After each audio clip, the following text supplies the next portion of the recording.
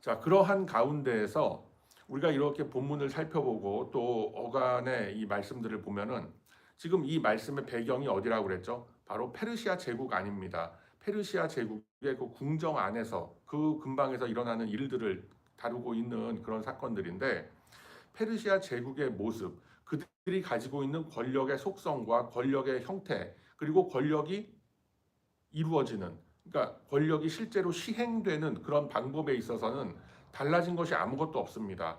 여전히 아하수에로 왕이 아주 철통 같은 통치를 하고 있었고, 모든 행정 조직이 굉장히 넓은 광대한 지역에 걸쳐서 착착 진행이 되고 있었던 뭐 그런 상황이었습니다. 자, 그런데 제국의 이렇게 막강한 제국의 권력이 어떻게 사용되느냐, 다시 말해서 누구의 손에 그 권력이 주어져서 휘둘러지느냐, 진행되느냐에 따라서 그 결과가 그리고 모습이 완전히 달라지더라라는 것을 우리가 볼 수 있습니다. 우리가 쉬운 말로 이런 얘기를 하죠. 아주 잘 드는 그런 그 사시미 칼이 깡패의 손에 들렸을 때와 1급 요리사의 손에 들렸을 때 나타나는 그 과정, 그러니까 결과물들이 전혀 다르다라는 뭐 이런 얘기도 우리가 흔히 하지 않습니까? 마찬가지인 겁니다. 그 속에서 우리는 이 거대한 제국의 권력이 어떻게 사용되는지라는 것을 보면서 이 본문 속에, 그리고 에스더서의 전반에 하나님께서 이렇게 말씀하신다, 하나님께서 이렇게 역사하셨다라는 대목은 하나도 없지만,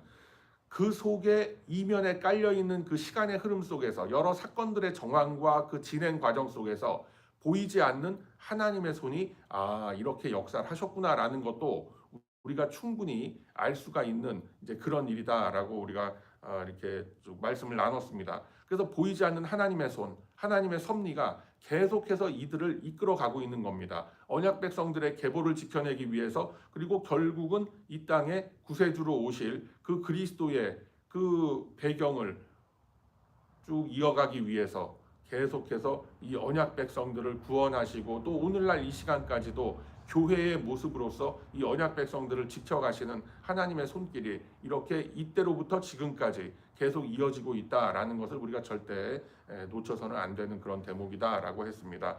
자, 9절과 10절의 말씀을 한번 보세요.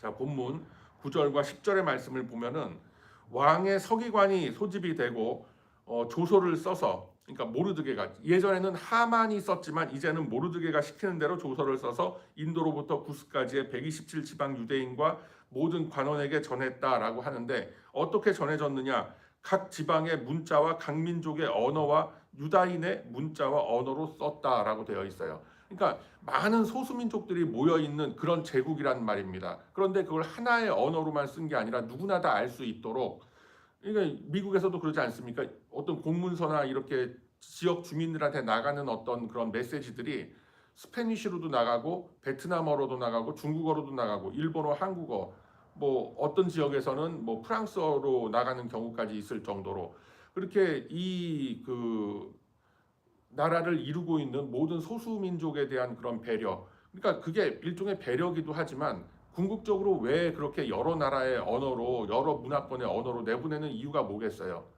그만큼 잘 전달하기 위해서입니다. 그 내용들이 정확하게 이해가 되기 위해서 그런 거예요. 뭐 예를 들어서 내일 뭐 오전 9시부터 11시까지 뭐 이 지역에 정전이 있다라는 거를 이렇게 보면은 이 지역의 대부분 사람들이 사용하고 있는 주 언어가 무엇인가라는 것까지 생각을 해서 영어로 또는 베트남어로, 우리가 지금 사는 이 그러니까 우리가 머물고 있는 이 웨스터민스터 지역은 그 아시아 커뮤니티가 좀 많지 않습니까? 그러다 보면은 영어가 좀 서툰 사람들도 있어요. 그런 거를 배려하듯이 이 시대에도 이미 그런 정책들이 다 시행이 되고 있다라는 것입니다. 그래서 각 민족의 방언과 각 민족의 문자와 언어로 왕의 조서가 나갔다라는 것은 하만의 손에 들려 있을 때도 똑같이 그렇게 했어요. 유대인을 진멸하라. 그런데 이번에는 이제 그게 바뀌었죠. 유대인을 진멸하라 해서 유대인을 괴롭히는 자들을 진멸하라라는 걸로 180도 바뀌게 되는 이런 내용이 이제 전 그 제국 안에 다 퍼지게 되더라라는 것입니다. 각 민족의 방언과 문자로 했다. 그리고 이게 그냥 모르드게가 자기가 뭐 그냥 작성한 그런 게 아니라 왕의 조서라는 그런 형태를 가지고 작성이 되더라라는 것입니다. 그리고 그것이 그냥 전해진 것이 아니라 준말을 탄 역졸들을 통해서 퍼져나갔다라고 되어 있죠. 자, 10절에 보면은 왕의 명의로 쓰고 왕의 반지로 인을 치고, 그러니까 이거는 왕의 말씀이라는 거예요. 왕의 명령이다라는 거예요. 모르드게가 비록 했지만, 그러면 왕의 그런 권위를 위임을 받은 모르드게, 얼마 전까지만 해도 누구였죠? 악당 하만이었습니다. 그렇지만 이제 상황이 180도가 바뀐 거예요. 어떻게 이런 일이 벌어질 수가 있습니까? 바로 하나님의 섭리가 함께 했었기 때문에 이런 일이 벌어졌다라고 우리가 믿는 겁니다. 예, 그리고 실제로 그렇게 된 거죠. 그렇기 때문에 이 역사의 흐름이라는 게 하나님의 개입과 하나님의 주장하심 없이는 이 시간은 흘러갈지 몰라도 그 안에서 일어나는 이 사건과 이 역사의 흐름과 방향이라는 거는 결코 그렇게 아무렇게나 흘러가질 않습니다. 결국은 하나님께서 이루어 가시고자 하는 그 의도와 그 목적대로 계속해서 이 시간의 강물은 흘러가고 있더라라는 것을 우리가 볼 수가 있고, 그게 과연 에스더 시대에만 있었던 일인가? 그렇지 않죠. 이 시대에도 충분히 일어나고 있는 일이죠. 일어날 수 있는 일이 아니라 이 시간에도 일어나고 있는 그런 일이다라는 것입니다. 자, 그만큼 방향이 바뀐다라는 거예요. 그 권력을, 그 역사를 누가 주장하느냐에 따라서 보세요. 죽음의 바람이 불었어요. 유대인을 진멸하라. 그런데 이제는 우리 언약 백성들에게 있어서 생명과 소망의 바람이 부는 쪽으로 바뀌게 되더라라는 것입니다. 자, 11절 말씀에 보면은 이제 하나님의 도우심과 하나님께서 만들어 가시는 그 섭리의 그 형태를 우리가 주목할 필요가 있어요. 이게 기적이나 요행이 아니다라는 거예요. 그 조서에 뭐라고 써 있냐면은 유대인에게 허락하여, 여러 고을에 있는 유대인에게 허락하여 그들이 함께 모여 스스로 생명을 보호하라라고 되어 있어요. 여러분, 유대인을 진멸하려고 아니면 유대인을 핍박하려고 하는 자들을 다시 이제 그 진멸하고 그들을 다시 이제 처벌하라라는 이런 조서가 내려가는데, 그런 것이 어떤 뭐 기적이나 어떤 요행에 의해서 일어나는 일이 아니라 유대인들이 어떻게 하느냐? 그들이 모여서 그들이 스스로 자신들을 보호할 수 있는 조직과 힘을 갖춰라라는 명령인 거죠. 그러니까 어떤 기적이 일어나서 뭐 그렇게 되는 게 아니에요. 실제로 내가 그 시간과 공간 속에서 하나님이 나에게 주신 소명을 가지고 실제로는 나의 발과 나의 손이 움직여야만 일어날 수 있는 일이다라는 것을 보여주고 있다라는 거예요. 자, 여러분 한번 이걸 생각해 보셔야 돼요. 느헤미야 시절에, 에스라 느헤미야 시절에 우리가 불과 얼마 전에도 쭉 말씀을 보지 않았습니까? 그들이 포로로 풀려나서 이제 예루살렘으로 돌아가서 예루살렘을 재건하라라는 말씀을 받았어요. 얼마나 기적 같은 일입니까? 70년간의 그 포로 생활에서 벗어나서 이제 고향으로 되돌아오게 된 거예요. 그런데 고향으로 되돌아오는데 누가 뭐 마차를 태워주고 무슨 뭐 고속도로를 깔아주고 그럽니까? 그들이 직접 짐을 메고 걸어가야 되는 거예요. 500마일이 되는 길을. 그리고 예루살렘에 도착해서도 어떻습니까? 일일이 나무를 깎고 돌들을 다듬어 갖고 성벽을 자기들이 쌓아야 되는 거예요. 누가 와서 페르시아 제국에서 와서 대신 성벽을 쌓아주고 대신 예루살렘을 재건시켜줬던 그런 역사가 아니었다라는 거예요. 하나님께서 길을 열어주시고 기회를 주셨어요. 그러면 그 속에서 그 시간과 나에게 주어진 그 시간과 기회 속에서 누가 뭐 천사가 와서 도와줘요? 물론 결과적으로는 그렇습니다. 그렇지만 나의 손과 발이, 나의 의지가 움직이지 않으면 결코 일은 이렇게 발전돼 나가질 않는다라는 거예요. 이게 하나님께서 우리에게 주시는 어떤 자유의지입니다. 그 자유의지의 방향을 어디를 위하여 어느 쪽을 향하여 사용할 것인가에 따라서 인생이 바뀌고 그 인생들이 모여서 시대의 흐름이 바뀌게 되는 거예요. 이거를 분명히 말씀하고 있는 겁니다. 그럼 한번 잘 보세요. 하나님께서는 이스라엘 백성을 애굽에서 탈출시키시죠. 홍해를 가르셨어요. 그런데 그 갈라진 홍해에 믿음으로 발을 내디딘 건 누구예요? 이스라엘 사람들이라고요. 뒤에서는 애굽 군대가 쫓아오죠. 애국 군대가 만약에 쫓아오지 않았으면 이스라엘 안에서 어떤 일이 벌어졌었을까요? 아유, 저기 괜히 가다 중간에 막 그냥 물기둥 막 이게 막 허물어서 내려와고 우리 전부 다 수장되는 거 아니냐? 어? 막 이런 여러 가지 그런 말들이 있었을 거예요. 그냥 여기 갈라진 이 물가에서 그냥 우리가 조용히 좀 이렇게 틈을 보고 있자. 뭐 이런 얘기들도 나왔을 거예요. 그런데 애굽의 군사가 쫓아와요. 어쩔 수 없이 야 이렇게 죽으나 저렇게 잘못해갖고 물에 빠져 죽으나 매한가지인데 하나님이 기회를 주셨으니 내가 한번 뛰어들어 보자. 그리고 믿음으로 발걸음을 옮겼을 때 그들은 안전하게 홍해를 건넜고 뒤따라오던 애굽의 그 군사들은 전부 다 수장을 당했다라고 성경에 여러 차례 그렇게 기록이 되어 있는 겁니다. 시편에도 그렇고 출애굽기에도 그렇고 뭐 어디에도 기록이 다 돼 있단 말이에요. 그러면은 애굽의 군사들이 쫓아온 게 뭐예요? 결국 그게 홍해를 건너게 했던 은혜가 됐죠. 물론 홍해를 하나님께서 가르셨어요. 그리고 바로 왕의 그 강팍한 마음을 이용해서 애국 군대가 계속 뒤에서 쫓아가면서 어떻게 보면은 주마가 편 역할을 한 거예요. 더 빨리 니들 홍해를 건너라. 더 빨리 홍해를 건너거라 라고 푸시하는 역할을 애굽의 군대가 했던 거예요. 그런데 결국은 이스라엘 사람들이 울며 겨자 먹기 비슷한 좀 표현이 이상한데 하여튼 뭐 일어나 죽으나 저렇게 죽으나 하여튼 뭐 우리는 건너자 해갖고 건넜단 말이에요. 그래서 결국은 구원을 받았어요. 그런데 성경은 출애굽기 19장에 어떻게 이 사건을 기록을 하시느냐면 독수리 날개로 내가 업어 날랐다라고 말씀하신다는 말이에요. 아니 뒤에서 애국 군대가 쫓아와갖고 그리고 어떻게 될지도 모르는데 당장 물이 다시 합쳐질지도 모르는데 그 불안한 마음을 안고 건넌 거는 실제로 거기서 그냥 막 짐들 들쳐매고 막 애들 막 그냥 이구지구 하면서 막 이렇게 건넌 거는 이스라엘 그 사람들 자신인데 하나님은 뭐라고 말씀하시느냐면 독수리 날개로 내가 업어 날랐다라고 출애굽기 19장에서 말씀하신다는 말이에요. 뭐겠어요? 그만큼 하나님께서 길을 열어주시고 기회를 주셨다면 거기에 맞게끔 내가 순종하는 삶을 살아내야 거기서 역사가 이루어지는 거예요. 그리고 훗날 우리는 그것을 하나님께서 하신 거였구나. 내 힘과 내 노력과 의지대로 했던 것 같지만 결국은 하나님의 역사였구나. 라는 거를 고백하게 되는 거예요. 그래서 사도 바울이 훗날 뭐라고 그러죠? 나의 나됨은 여기까지 나와 함께 하신 하나님의 은혜로라 라는 고백이 그렇게 해서 나오게 된다라는 것입니다. 자, 무슨 얘기인지 아시겠죠? 하나님께서는 계속해서 우리에게 기회를 주시고 방법을 알려주시고 계속 우리가 그 하나님의 뜻과 제시해 주시는 방향으로 순종하며 나아가기를 원하시더라라는 겁니다.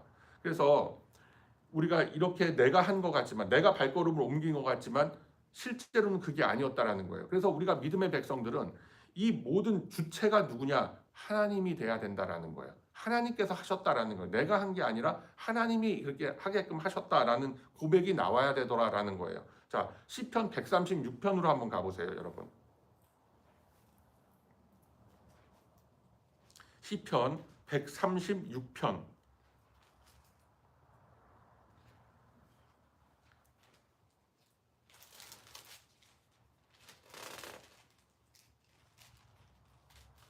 자, 구약성경 901쪽 어간에 있죠. 시편 136편에 보면은 10절부터 한번 봅시다. 애굽의 장자를 치신 이에게 감사하라. 그 인자하심이 영원함이로다. 이거는 좀 말이 될 수가 있어요. 우리가 생각해봐도 하나님께서 그렇게 치셨구나. 이스라엘을 그들 중에서 인도하여 내신 이에게 감사하라. 그 인자하심이 영원함이로라. 내가 내 발로 걸어 나왔는데 이렇게 생각 들죠. 강한 손과 펴신 팔로 인도하여 내신 이에게 감사하라. 그 인자하심이 영원함이로다. 홍해를 가르신 이에게 감사하라. 그 인자하심이 영원함이로라. 이렇게 돼 있죠. 홍해를 하나님이 가르셨다. 그리고 여기도 납득이 돼요. 이스라엘을 그 가운데로 통과하게 하신 이에게 감사하라. 그 인자하심이 영원함이로라. 제가 지금 말씀드린 이 내용 아닙니까? 이스라엘이 그 가운데로 통과하도록 한 게 그들이 걸었지만 이런저런 짐 들쳐매고 뭐 자녀들 거느리고 다 해서 힘들게 건넜지만 결국 그것을 통과하게 하신 이가 누구였다? 하나님께서 그렇게 하셨다라는 고백인 거예요. 그리고 15절에 바로와 그의 군대를 홍해에 엎드러뜨리신 이에게 감사하라. 그 인자하심이 영원함이로라. 이렇게 되어 있다라는 거예요. 자, 느헤미야 2장 20절을 봐도 그렇습니다. 한번 우리가 다시 한번 말씀을 확인해 볼까요? 느헤미야 2장으로 한번 가보세요.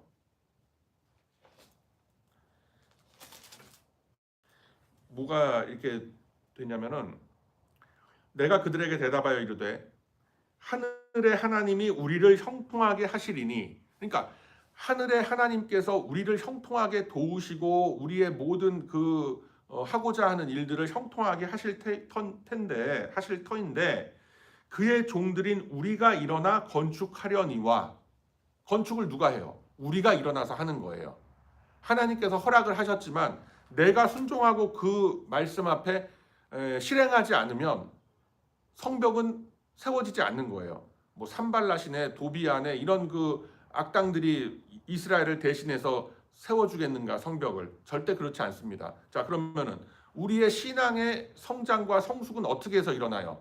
하나님께서 인도를 해주시죠. 그런데 어떠한 방법으로 인도를 하십니까? 나의 마음에 강한 도전을 주시고 또 나의 마음속에 어떤 열정을 허락하신단 말이에요. 그래서 계속 말씀을 보게 하고 말씀을 듣게 하고 그 보고 들은 말씀을 통해서 내가 다시금 결단하게 하고 그 결단을 통해서 나의 생활 방법이 바뀌도록 하고 내가 살아가는 모습이 바뀌도록 하는 게 하나님의 역사하심이다 이거예요. 그래서 다시 시편 136으로 와서 보면은 24절에 시편 136편 24절에 우리를 우리의 대적에게서 건지신 이에게 감사하라 그 인자하심이 영원함이로라. 우리의 대적들이 있는데 내가 결단하고 내가 싸운 것 같지만 하나님께서 결국 죄와 사망의 그런 모습들 속에서 우리를 건져내시고 지금도 우리가 살아가는 모습이 죄와 사망의 그런 세력들과 같이 붙어서 사는 것이야. 물론 섞여서 살고 있지만 우리는 구별된 백성으로서 구별된 삶을 살아가고 있다라는 것입니다. 자, 이런 모든 것들이 하나님의 역사하심이다라는 거예요. 자, 시편 136 25절. 모든 육체에게 먹을 것을 주신 이에게 감사하라 그 인자하심이 영원함이로라. 아니 내가 나가고 뼈 빠지게 일해서 번 돈으로 뭐 마켓 가서 사 먹고 다 먹고 사는데 무슨 하나님? 그런 거예요. 영의 눈을 뜨면은 나에게 이런 것을 허락하신 분, 나에게 저 마켓을 갈 수 있도록 허락하신 분, 나에게 직장을 허락하시고 또 나에게 이런 어떤 인컴을 허락하신 분, 하나님의 은혜구나라는 것을 우리가 믿음으로 고백할 수 있어야 하겠다라는 것입니다. 그래서 이 믿음의 눈으로 보면은 우리 하나님께서 일하시는 모든 모습들이 나를 이렇게 붙잡고 계시고 나를 이렇게 사랑하고 계시고 나를 이렇게 하나님의 말씀의 자리 앞으로 이렇게 이끌고 계시는구나라는 것들이 우리가 보여지게 된다, 느껴지게 된다, 체험되게 된다라는 것입니다. 자, 그래서 이게 제가 지금 억지를 부리는 게 아니라 여러분 한번 생각해 보세요. 에스더의 그 행적을 다시 한번 생각해 보세요. 에스더가 왕으로 뽑히게 됐습니다. 우연이었을까요? 아니 지가 이쁘게 태어나고 자기 삼촌 모르드게가 귀하게 잘 길렀으니까 어떻게 뽑혔겠지. 그래 한 번의 우연은 그렇다고 칩시다. 자, 그런데 왕으로 뽑혀나간 그 에스더, 그러니까 그 왕후의 후보생에 오른 것만으로도 대단한데 거기서 왕으로 뽑혔어요. 그래서 기적이 2번 일어났죠. 그리고 아하수에로 왕을 독살하려고 암살하려고 했던 그 음모를 밝혀내게 됐어요. 그것도 우연의 일치였을까요? 그리고 시간이 흘렀는데 아하수에로 왕이 이제 유대인에게는 언약 백성들에게는 위기가 닥친 상황에서 왕이 불면증이 생깁니다. 그게 우연이었을까요? 불면증 걸린 왕이 어디 만화책이나 들여다보고 유튜브나 들여다보고 드라마나 보고 이랬던 것이 아니라 뭘 했어요? 왕의 궁중사기를 들고 와서 읽게 했어요. 우연이었을까요? 그런데 마침 그 대목이 에스더가 그 왕의 암살 사건을 적발해서 이제 다 이렇게 처리한 그런 대목이 읽혀지게 된 거예요. 그게 우연이었을까요? 그 페르시아 제국의 그 숱한 역사 속에서 그 대목이 읽혀졌다라는 게 그게 우연이었을까요? 그리고 하만이 자기 집에 모르드게를 매달기 위해서 장대를 높이 세웠는데 불과 며칠 만에 바로 그 죽음의 계획을 세웠던 하만이 자기가 세운 장대에 목이 매달리게 됐어요. 그게 우연이었을까요, 여러분? 자, 이거를 한번 우리의 일생을 통해서 한번 바꿔보도록 합시다. 우리가 태어난 게 우연이었을까요? 아버지 어머니 사이에서 태어났으니까 그렇다 칩시다. 우리가 성장을 한 후에 한국에서부터 미국으로 이민을 왔어요. 우연이었을까요? 신분 문제가 다 해결이 됐어요. 그게 우연이었을까요? 어떤 방법이 됐든 간에. 그리고 여기서 이 사회에 우리가 참 연약하지만 뿌리를 내리고 이렇게 하루하루 살아가면서 그래도 다른 사람들과 구별된 삶을 가지면서 신앙이라는 것을 가지고 살아갈 수 있도록 하나님은 역사해 주셨어요. 우연이었을까요? 아니죠, 여러분.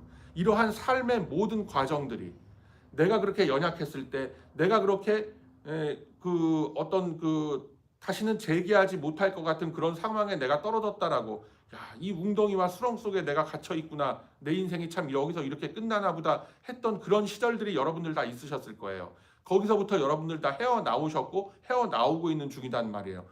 우연일까요, 그게? 아닙니다, 여러분. 이 모든 에스더서가 우리에게 가르치고 있는 거는 여러분이 지금 갖고 계신 생각하고 비슷할 거예요. 아니, 내가 내 힘으로 내 노력으로 뭔가 한 것 같다. 근데 그게 우연이었을까요? 아니죠, 여러분. 에스더가 모든 게 우연의 일치로 왕후가 되고 또 왕의 눈에 들게 되고 언약 백성들을 몰살시키려 했던 그 계획을 밝혀내서 다시 상황을 역전시키고 다시 모든 명예 회복이 일어나고 하는 이런 모든 일들이 우연이었을까요? 아니죠. 우리가 이거 역사를 보면서 말씀을 보면서 이건 절대 우연이 아니다. 이건 정말 하나님의 역사하심과 그 보이지 않는 섭리가 있지 않았다면 이런 일은 일어나지 않았을 것이다 라고 우리가 믿으면서도 막상 그 일이 내 인생 60년, 70년의 인생 속에 일어나고 있다는 것은 우리가 깨닫질 못하는 거예요.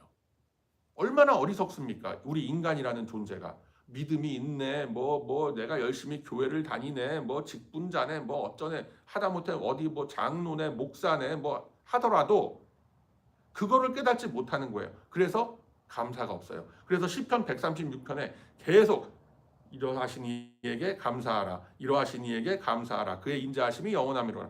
계속 감사하라, 감사하라, 감사하라라는 게 이 명령문의 형태로 계속해서 이어지는 걸 우리가 지금 확인하지 않았습니까? 그래서 여러분, 우리의 삶을 되짚어봐도 이 역사에 빗대서 우리가 이때까지 지내온 삶을 빗대어봐도 우리는 현실을 살고 있고 하루하루 24시간 속에 매여서 살아가고 있기 때문에 하나님의 손이 보이지가 않아요. 그런데 내가 살아왔던 어떤 그런 모든 역사적인 내 인생의 역사적인 사건들을 하나하나 여러분 짚어보세요. 한 5년 단위로 해서라도 한번 짚어보세요. 우연이었을까요? 아니죠. 하나님의 역사하심이라고 밖에 설명할 수 없는 게 우리가 살아온 인생이고 그 인생들을 고스란히 압축시켜서 기록해 놓은 게 바로 에스더서의 말씀인 거예요. 에스더의 일생 우연이었을까요? 아니죠. 모르드게의 그 명예 회복 우연이었을까요? 아니죠. 그래서 이 시편 136편의 그 감사의 고백이 바로 우리가 인생을 살아온 간증이 된다라는 겁니다. 그래서 여러분, 우리를 먹이시고 입히시고 재워주시는 이런 모든 일들이 나에게는 그냥 아무 의미 없이 그냥 되풀이되고 있는 일상 같지만 이러한 모든 나의 일상 속에 하나님의 그 크신 섭리의 손길이 스며들어 있다라는 것을 다시 한번 여러분 마음속에 새기면서 이 시간 우리가 함께 기도하며 나갈 때 항상 내가 하나님의 섭리와 하나님께서 나를 이끄시고 계신 그 계획과 뜻을 알 수 있는, 알아갈 수 있는 그 영의 눈과 영의 귀와 내 마음의 지경을 허락하소서라는 이 제목을 놓고 우리가 함께 기도하기를 원합니다. 그리고 그러한 하나님의 역사하심 앞에 언제나 기쁨으로 그리고 감사함으로 반응할 수 있는 나의 심령이 되게 하소서, 나의 삶이 되게 하소서라는 이 제목들을 놓고 우리 함께 또 각자가 가지고 나온 기도의 제목들을 놓고 또 기도하며 나아가는 저와 여러분의 축복된 이 아침이 다 되시길 주님의 이름으로 축원드립니다. 아멘.